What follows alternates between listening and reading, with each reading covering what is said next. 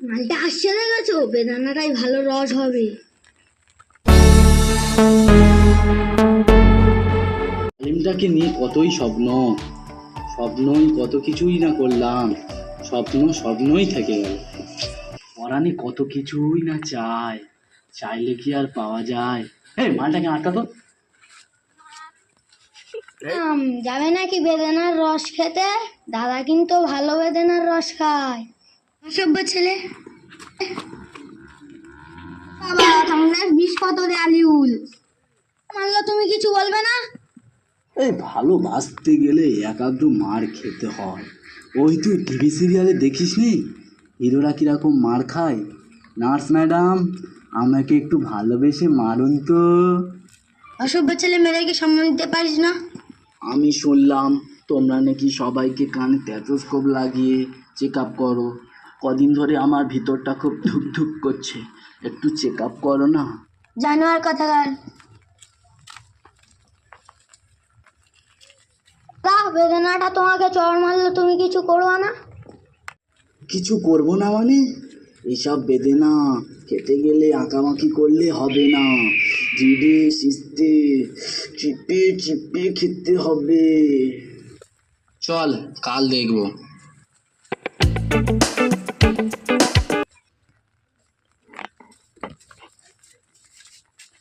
মা, নার্সিং করে চলে আসলা? হ্যাঁ বাবা।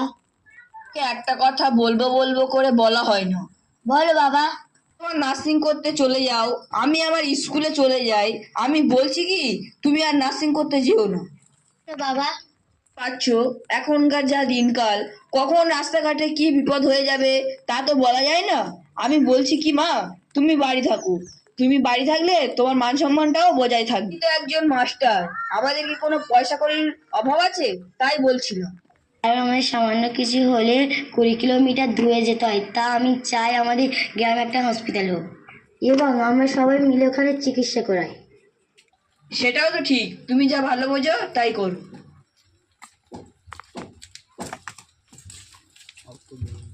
খাবারটা নিয়েছো বাবা? নিয়েছি।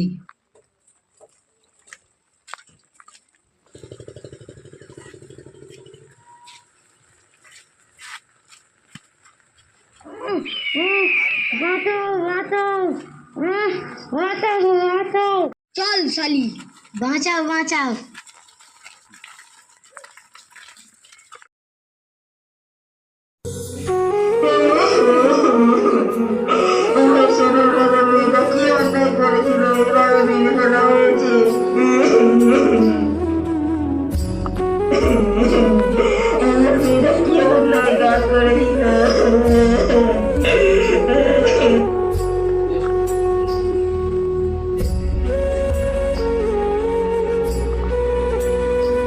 মাস্টার মশাই, আমি আপনার মেয়েটার লাশটা নিতে এসেছি পোস্টমর্টম করার জন্য।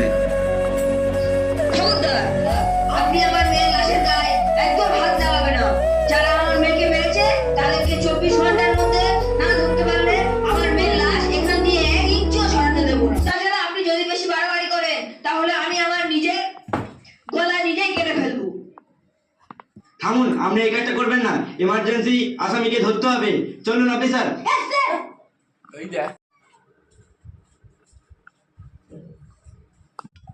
নিজের কাজ নিজে করতে হবে, পুলিশ দিয়ে কোনো কাজ হবে না। এই নে হেসো, চ ওদেরকে উচিত শিক্ষা দিয়েছি। ঠিক আছে ভাই, তাড়াতাড়ি চ।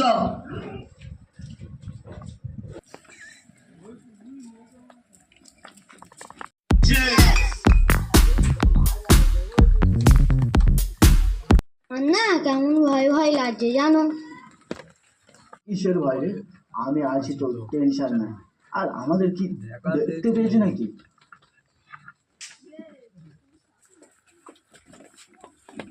এই, তোরা এখানে লুকিয়ে আছিস? ওঠ। এই, চল চল বাইরে, চল বাইরে।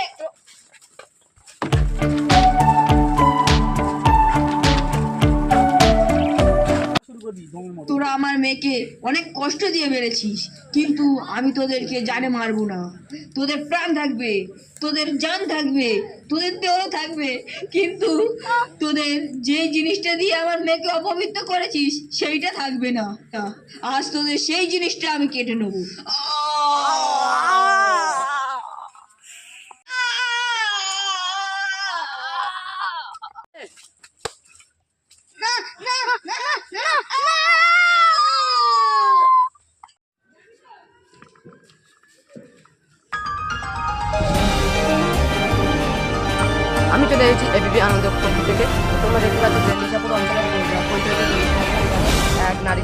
আমাকে মেয়ের বাপ বা মেয়ের সাথে এখানে বসে দেখতে পাচ্ছে। আর এখানে এই 3 পুরুষের ফেলে দেওয়া হয়েছে, তোমরা সরাসরি লাইভটা দেখতে পাচ্ছ, ঠিক আছে?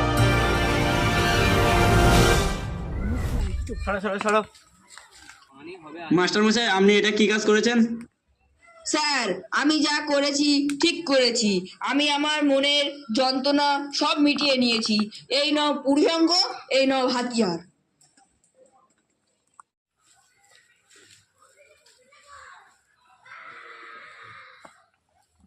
আপনি যে কাজটা করেছেন একদম ঠিক কাজ করেছেন একজন পিতা হিসাবে।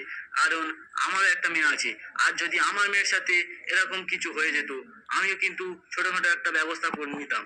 কিন্তু কিছু করার নেই, আইন তো আমাদের দুহাত দিয়েই বাঁধা, তাই আমরা কিছু করতে পারি না। আর যেহেতু আপনি কেসটা নিজের হাতে তুলে নিয়েছেন, তাই আপনাকে আমার সাথে থানায় যেতে হবে। কনস্টেবল, ওনাদেরকে মেডিকেলে নিয়ে যাওয়ার ব্যবস্থা করো। মাস্টার মশাই, আপনি আমার সাথে গাড়িতে চলুন।